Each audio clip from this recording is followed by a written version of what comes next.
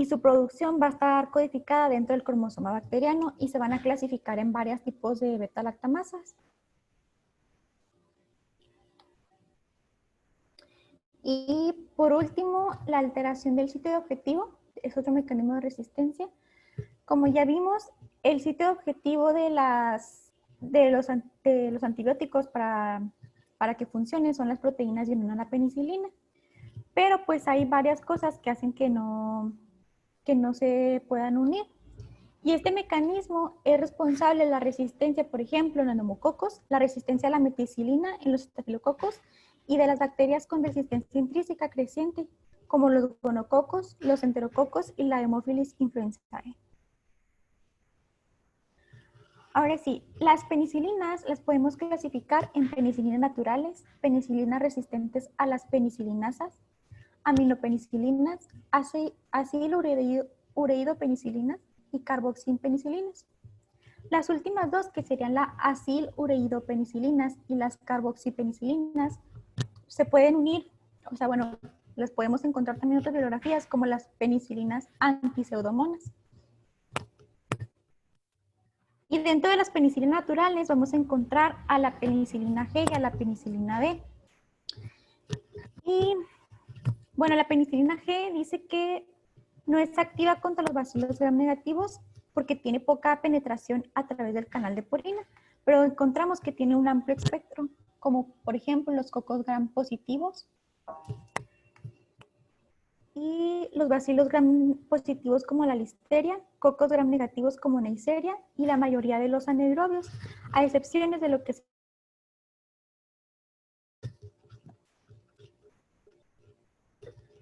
La penicilina G también la podemos encontrar en varias formas, como es, por ejemplo, la penicilina G acuosa en forma de sal sódica, que esta la vamos a encontrar útil, por ejemplo, en el tratamiento de la neurosífilis por vía intravenosa.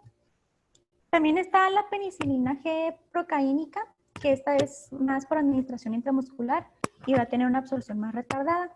Esta va a ser más utilizada en neumonía neumocócica no complicada.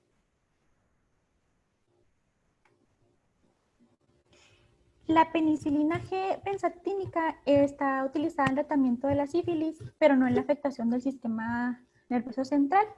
Y también la podemos utilizar en la laringitis estreptocócica y como profiláctico de la fiebre reumática. Bueno, ahora tenemos a la penicilina B. La penicilina B va a ser derivada del fenoxino etílico. Esta pues va a ser por vía oral a diferencia de la penicilina G. Tiene una concentración máxima en la sangre de un adulto a una dosis de 500 miligramos es de 3 microgramos por mililitros y se va a excretar por los riñones. Va a estar estable en pH ácido y se va a utilizar como terapéutica en infecciones bucales. Y la dosis comúnmente utilizada sería 250 miligramos, que equivalen a 400 millones de unidades de la penicilina G. Bueno, como ya mencionamos ahorita, las penicilinas resistentes a las penicilinasas van a ser la nafilcina, oxacilina, cloxacilina y la dicloxacilina.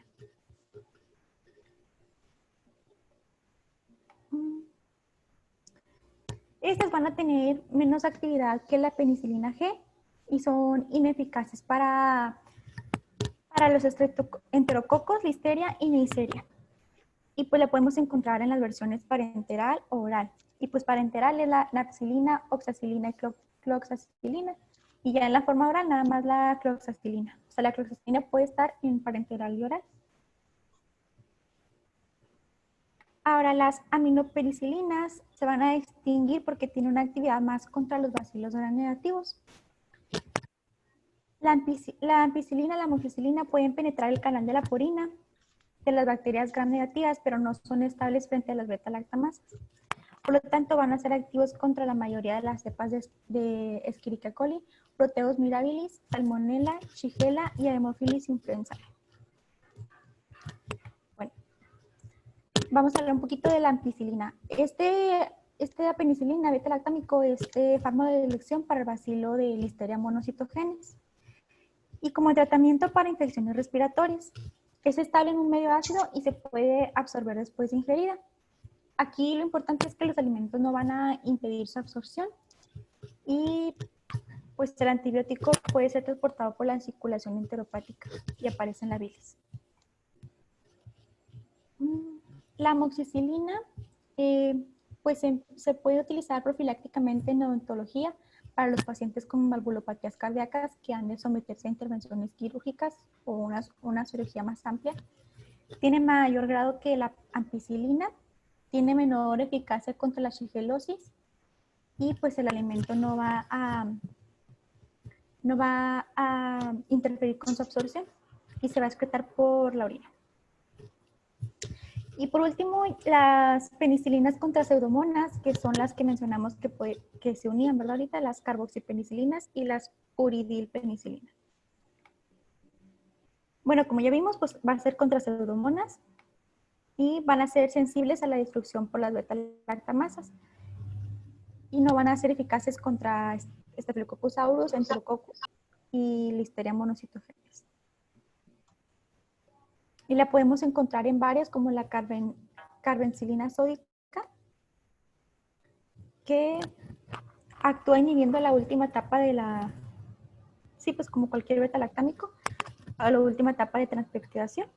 Es una penicilina semisintética bactericida que va a actuar sobre todo pues contra la pseudomonas aeruginosa, como ya vimos, y Proteus y E. coli. Ticarcilina, esta va a estar indicada en el absceso cerebral, infecciones digestivas, infección de piel y tejidos blandos, infecciones geniturinarias, en quemaduras, meningitis, otitis y neumonía y bacteriemia. Y se puede administrar por vía parenteral, su excreción va a ser renal y la senilidad es de 1 hora. Bueno, las uridopenicilinas va a ser la piperacilina, que incluye pues también a la pseudomonas aeruginosa, porque pues son las antipseudomonas, y se puede utilizar con inhibidor de la beta-lactamasa, que más adelante lo vamos a ver. Su eliminación va a ser 80% renal y 20% biliar. Su administración es por vía intravenosa y pues ya. Las indicaciones ya las vimos. Bueno, los efectos adversos. La principal complicación de las penicilinas pues es que un paciente pueda ser alérgico. Y pues aquí tenemos en orden decreciente cuáles son los tipos de reacciones adversas de la penicilina. Y encontramos al exantema maculopapular, la urticaria, fiebre, broncoespasmo, vasculitis, enfermedad del suero, dermatitis exfoliativa, dermatitis por contacto, síndrome de Steven-Johnson y anafilaxia. También puede tener efectos tóxicos como depresión de la médula ósea y toxicidad hematológica, granulocitopenia o neurotoxicidad si es que se aplicó para inyección intratecal o si se encuentra una concentración sanguínea alta.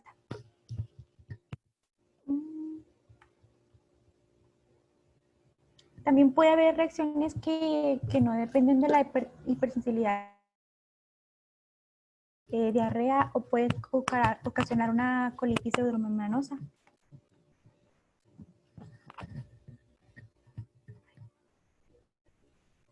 Bueno, ya vamos a hablar ahora de lo que serían los inhibidores de la beta-lactamasa. Estos medicamentos, estos antibióticos en sí, más bien no son como antibióticos, no tienen una actividad antimicrobiana por sí mismos, pero se utilizan con los antibióticos beta-lactámicos para potenciar su acción y ampliar el espectro. Y como no son antibióticos por sí solos, no son activos frente a Enterobacter ni a Acinetobacter serratia. Y luego nos dice que en la práctica clínica se van a utilizar 3 inhibidores de la beta-lactamasa, que va a ser el ácido clavulónico, el sulbactam y el tazobactam. Y cada uno pues se va a utilizar en combinación, ¿verdad? Por ejemplo, tenemos la amoxicilina, que ya vimos ahorita acerca de ella, se va a combinar generalmente con el ácido clavulónico, y va a ser un tratamiento útil para la otitis media, la sinusitis o neumonía, que son causadas por bacterias sensibles, productoras o no de las beta-lactamasas.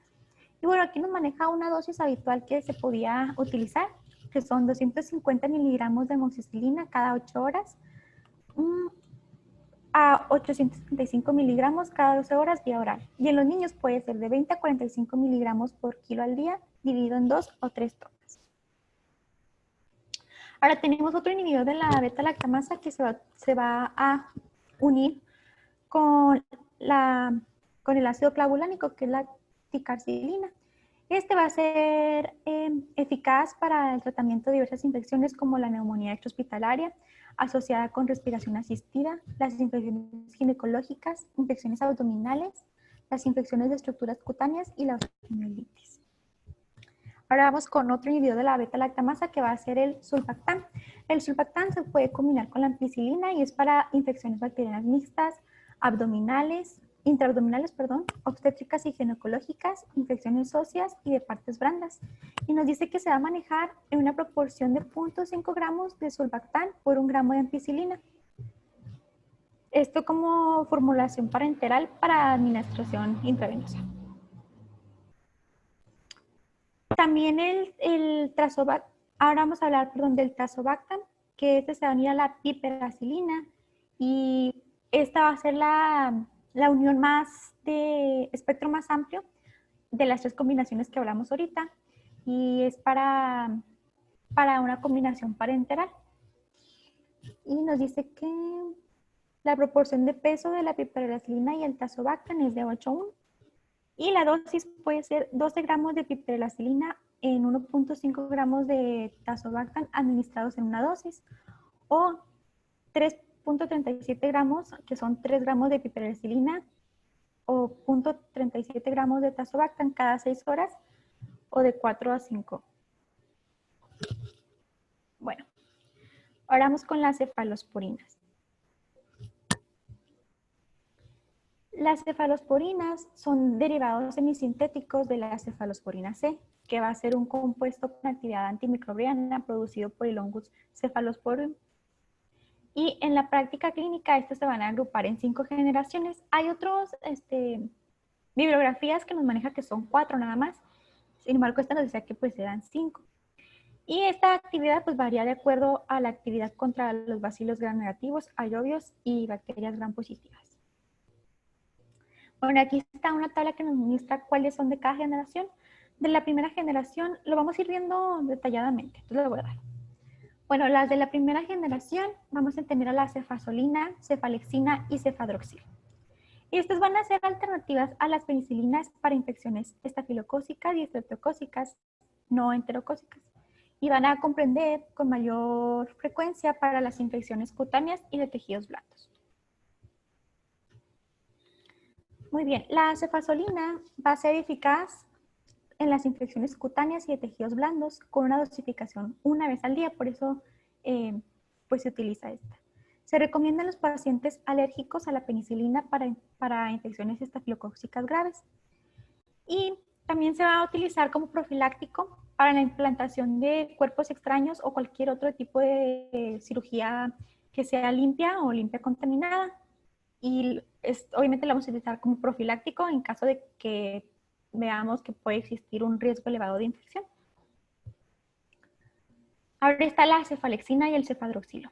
Esta tiene una semivida, el cefadroxilo tiene una semivida ligeramente más larga que la cefalexina.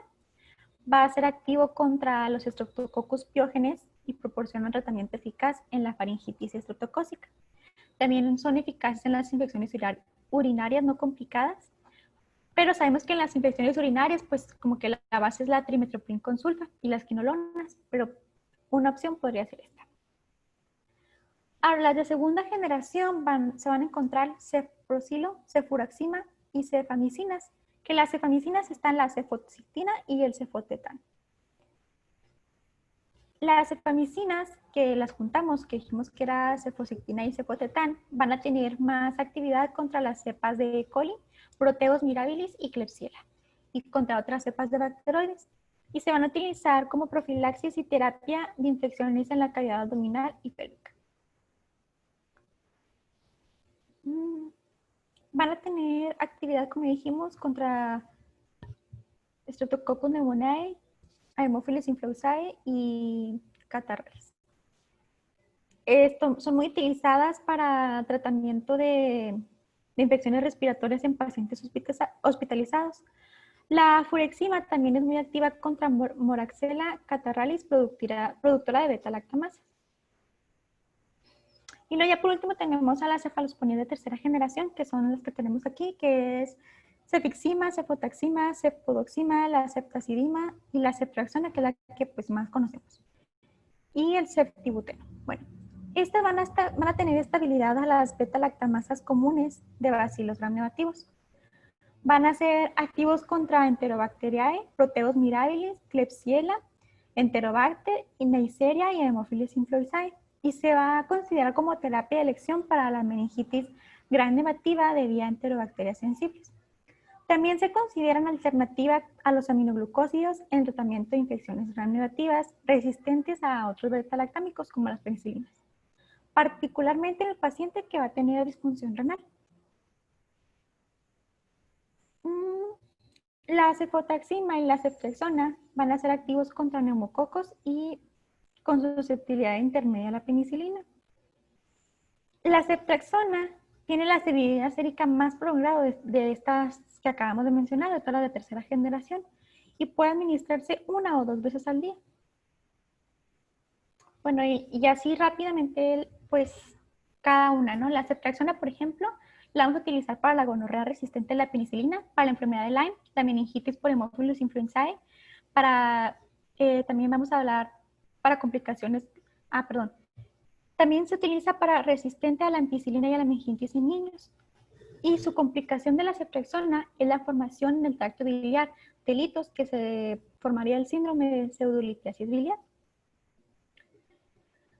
Y bueno, las de cuarta generación vamos a encontrar a la cefitina, que es la única cefalosporina de cuarta generación que se encuentra disponible en Estados Unidos y muestra mayor actividad frente a determinados bacilos gram negativos como las especies de Enterobacter, Citrobacter y Cerebrata.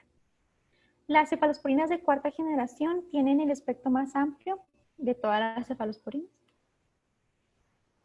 Y luego ya esta pues es considerada como quinta generación. Otros libros no la consideran como quinta generación, pero aquí es las cefalosporinas activas frente al SARM.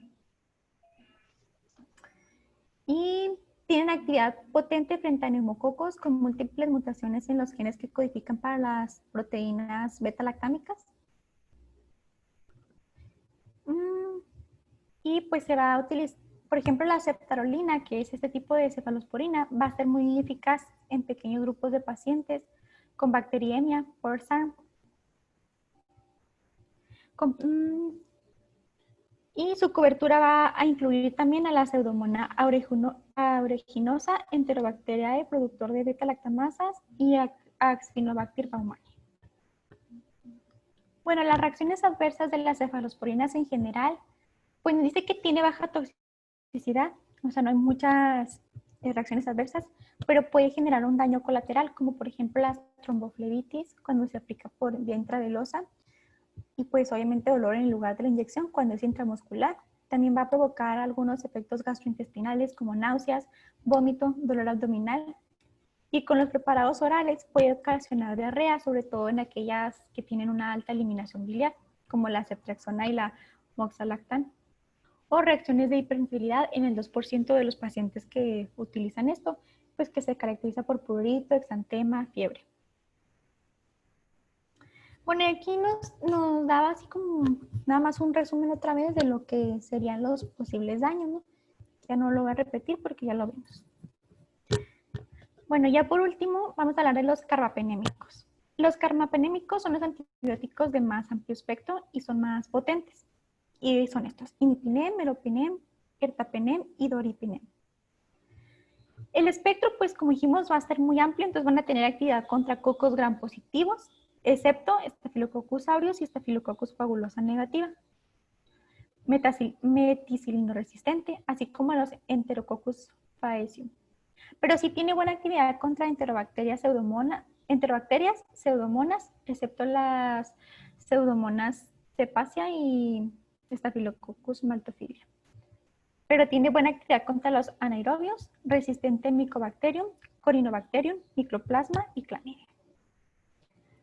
Bueno, los carbapenémicos se van a indicar en las infecciones intrahospitalarias, en las infecciones graves contra gérmenes multiresistentes, bacteriemia, neumonía, infección urinaria complicada, infecciones pélvicas e intraabdominales. También se va a utilizar en la osteomielitis, en las infecciones de piel y tejidos blandos, en las bacteriemias polimicrobianas, en la pancreatitis necrótica aguda y en los pacientes neutropénicos febril sin focalización infecciosa. Los carbapenémicos en sí pues tienen los siguientes efectos secundarios: flebitis, náusea, vómito, reacciones alérgicas, eosinofilia, que en la prueba de Coombs salgas positivo, y el más importante que mencionar aquí puede ser las crisis convulsivas que puede ocasionar el imipenem. Ahora, ya por último, nada más los comentarios importantes de los carbapenémicos es que el meropenem es el tratamiento de elección en las complicaciones infecciosas intraabdominales de la pancreatitis. Y como ya vimos que el efecto secundario más importante del imipenem, aunque no sucede muy seguido porque dice que menos del 3%, pues son las convulsiones.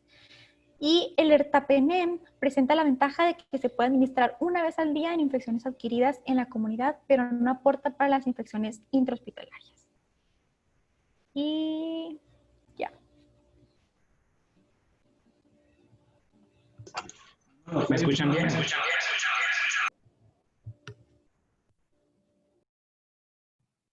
Te escuchamos muchas veces. Te escuchas como repetido. Bueno, ¿ya me escuchan bien? Sí, mejor. Bájale todo, hasta acá yo voy a exponer.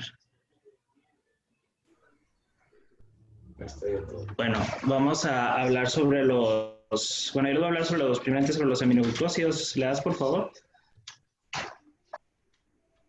Bueno, esta tabla se las puse principalmente para que identificáramos la totalidad de los antibióticos, de los fármacos que conforman este grupo. Como vemos, la estreptomicina fue el primero de ellos que se descubrió en 1944.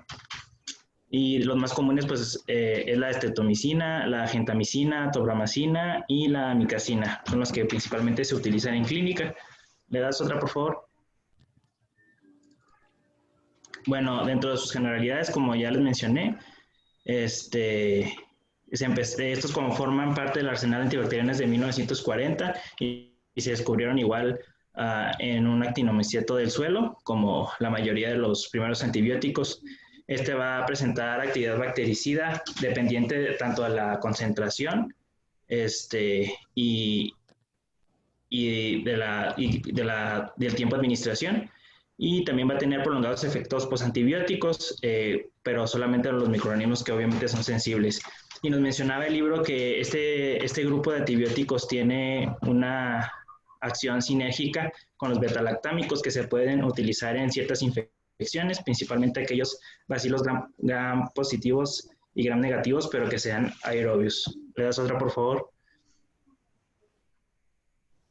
Bueno, dentro de su química es igual, tiene un anillo, de manera general, tiene un anillo esencial de 6 elementos con radicales del grupo amino, que va a ser el aminociclitol, y se va a llamar aminoglucósido porque va a tener enlaces glucosídicos entre el anillo que les mencioné anteriormente y 2 o más glucósidos. ¿Dale? El mecanismo de acción principalmente es que va a tener interacciones electrostáticas entre los grupos amino con carga positiva y las cargas negativas del ARN.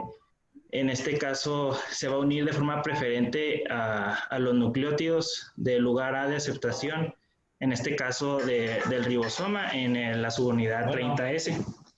También va a formar enlaces de hidrógeno con los grupos amino e hidroxilo, y todo esto va a constituir un complejo muy fuerte que va a impedir la traducción de las proteínas.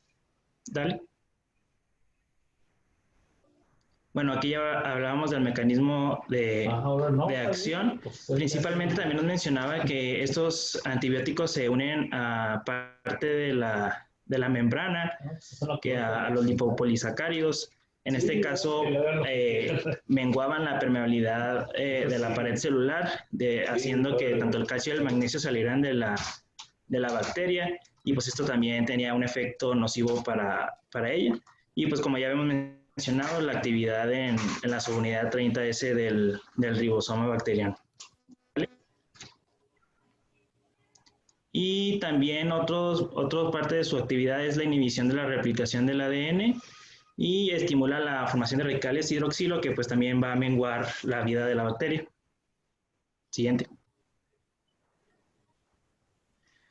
Como las bacterias que ya nos había mencionado Diana, pues también van a tener mecanismos de resistencia a estos antibióticos por medio de 3 mecanismos. El primero es la reducción de la acumulación intracelular, ya sea por disminución de la captación del antibiótico o por sistemas de expulsión activos.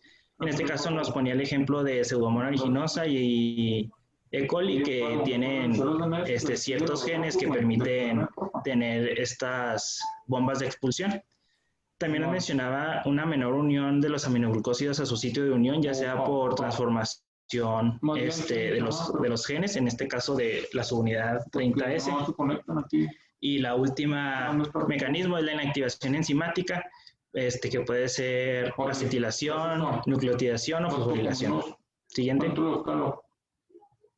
De la actividad antimicrobiana, si se fijan, los principales que van a ser susceptibles va a ser Pseudomonas aeruginosa, especies de Acinetobacter, en este caso a la gentamicina, tobramicina y amicacina. También va a tener actividad en Yersinia pestis, en específico la streptomicina, y el Staphylococcus aureus sensible a meticilina, pues va a ser susceptible. Y los resistentes, pues a aquellos estreptococos y Streptococcus aureus resistente a meticilina. Siguiente. Bueno, se aboga, en el libro decía que se abogaba por la administración de una dosis diaria, ya que era igual de eficaz que el método tradicional de dosis múltiples, que esto puede reducir el riesgo de nefrotoxicidad y ototoxicidad, que vamos a hablar más adelante, pero no lo elimina completamente, y nos dice que pues prácticamente es más sencilla y para el paciente y va a consumir menos tiempo, y que esto pues no va a deteriorar la función neuromuscular, y también se puede utilizar en endocarditis por enterococo. Siguiente.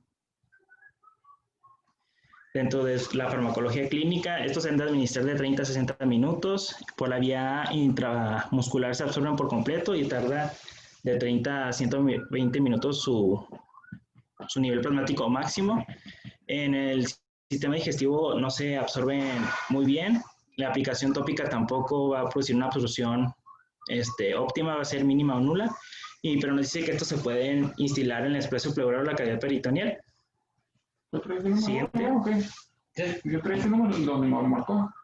Y sobre las dosis, estas son las que vienen en el libro que pone la FDA, la gentamicina y tobramacina 1.7 miligramos por kilogramo, hasta 3 veces diarias, con un tope de 5.1 miligramos por kilogramo, y la netilmicina 6 miligramos por kilogramo, y la amicacina 15 miligramos por kilogramo de peso. Y también les puse esta tabla pues para que vean que dependiendo del aclaramiento de la creatinina estimado, pues se pueden modificar las dosis. Siguiente. Y dentro de las indicaciones clínicas, estas son las principales dos que venían en el libro. Este va a ser tratamiento empírico para infecciones causadas por bacilos gram negativos, incluyendo Pseudomonas aeruginosa. Una de ellas va a ser la bacteriemia o el shock séptico, y nos dice que van a ser buenos una combinación de aminoglucósidos con beta-lactámicos, y que se ha visto una menor liberación de toxinas con aminoglucósidos. También tienen función contra la endocarditis estreptocócica, y en la neumonía nos dice que son efectivos en infecciones respiratorias asociadas a la hospitalización por bacilos gram negativos, en combinación con un beta-lactámico, y que las formas médicas en aerosoles de los aminoglucósidos eran buenos para infecciones crónicas, tanto de bronquiectasias y neumonías asociadas a la respiración, que eran más fáciles de impregnarse en el tejido. Siguiente. Y hablando de las reacciones adversas que pueden tener este grupo de medicamentos, tenemos nefrotoxicidad, ototoxicidad y bloqueo neuromuscular. Si se fijan, el más frecuente va a ser la nefrotoxicidad. Siguiente. Bueno, los aminoglucósidos van a alcanzar el 40% del total del fármaco en el cuerpo, en el riñón, y de pues el 85% se va a localizar solamente en la corteza. Va a haber una disminución de la filtración glomerular en amilócidos pequeña, y la mayoría de los pacientes va a ser una disminución del aclaramiento de creatinina, pero no oligúrica.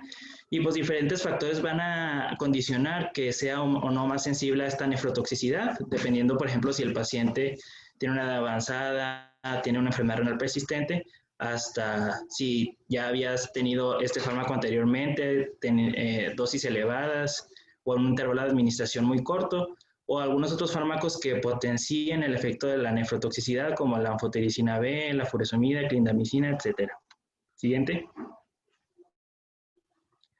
Sobre la ototoxicidad, nos dice que franca es del 2 al 10%, y esta es irreversible y puede aparecer hasta después de finalizar el tratamiento. Exposiciones repetitivas generan un riesgo acumulativo, o sea, no nada más tiene que ser necesariamente en una sola administración, y se puede hacer tanto lesión coclear como vestibular, y la vestibular es la más frecuente. Siguiente.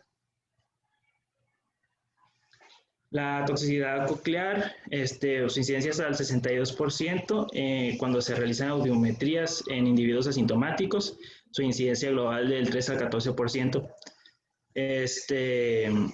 La toxicidad se va a definir cuando es inducida por fármacos, es un aumento del umbral auditivo de 15 decibelios en dos o más frecuencias. Y nos dice que la gentamicina, tobramecina, amicacina, al menos 4 días se ha relacionado con la pérdida unilateral en el 55% y bilateral en el 45%. Y que esta pérdida se ha detectado hasta 9 días después del tratamiento. Igual está relacionada tanto con dosis y la duración. Y el tratamiento prolongado y alteraciones hepáticas y renales y el antecedente de exposición, pues son factores de riesgo. Siguiente. La toxicidad vestibular, pues va a ser una lesión bilateral e inicialmente simétrica. Esta normalmente se compensa con las referencias visuales y propioceptivas. Sus síntomas son náuseas, vómito y desequilibrio. Puede haber presencia de osilopsia, que en este caso es visión borrosa cuando se mueve la cabeza. Y los síntomas que ya hablamos, que son náuseas, vómito y desequilibrio, se van a aumentar cuando se pierden las referencias visuales o propioceptivas, por ejemplo, cuando se cierran los ojos o cuando hay superficies en movimiento. Puede haber presencia de nixtamo y pues ya hablamos que el 53% de los pacientes se ha visto la lesión de 10 días a 9 meses tras la interrupción del fármaco. Siguiente.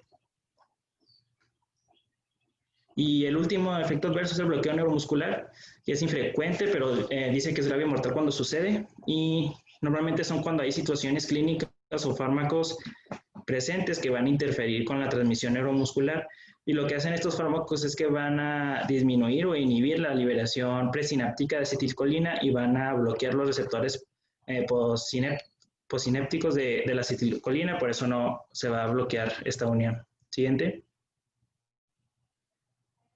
Y por último nos decía que se pudieron utilizar como profilaxis con 5 miligramos por kilogramo de gentamicina o tobramacina como alternativa cuando hay pacientes alérgicos a beta-lactámicos y durante las intervenciones digestivas o genitourinarias. Siguiente. Espérame tantito.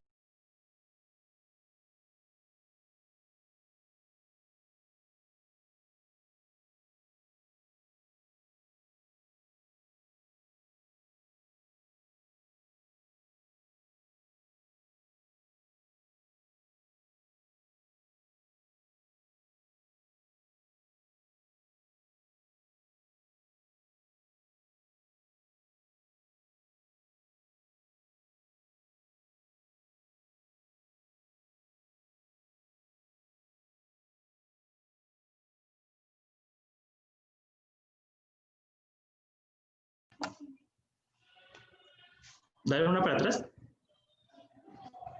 Bueno, entonces, no, ya me ubiqué. Ahora vamos a empezar con los macrólidos. En el libro nos debería primeramente la eritromicina, ¿vale? Dentro de las generalidades, pues este se descubrió en 1952, igual de una acetomiceto del suelo. Y este va a ser un anillo lactónico macrocíclico de 14 miembros que va a estar unido a un azúcar, que es la desosamina, y la L-cladinosa. Y pues ya los demás derivados van a variar en que tienen en vez de 14, 16.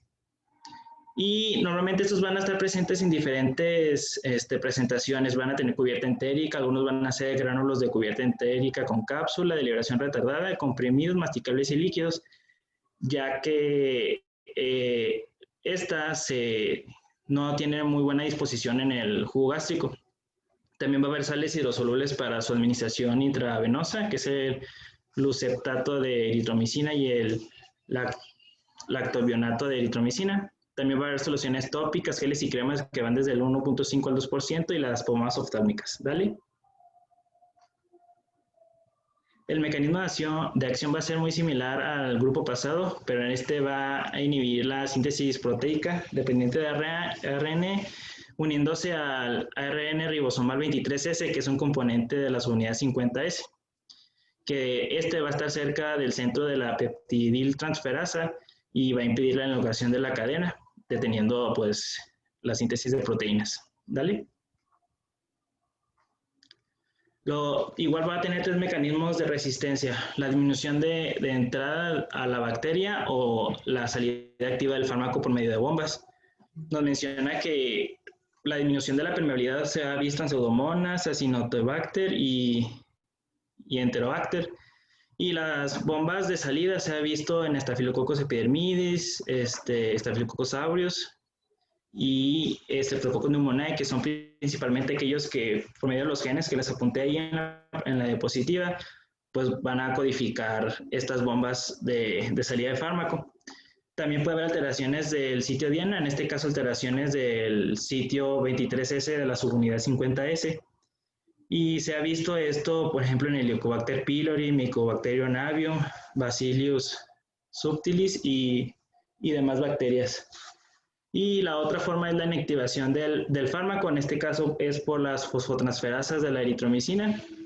Y esto se ha visto en otras cepas de Staphylococcus aureus, E. coli, Nocardia, Klebsiella, etc. Siguiente.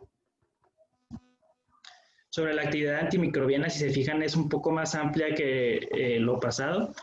Va a ser susceptible tanto a bacterias gram positivas como gram negativas.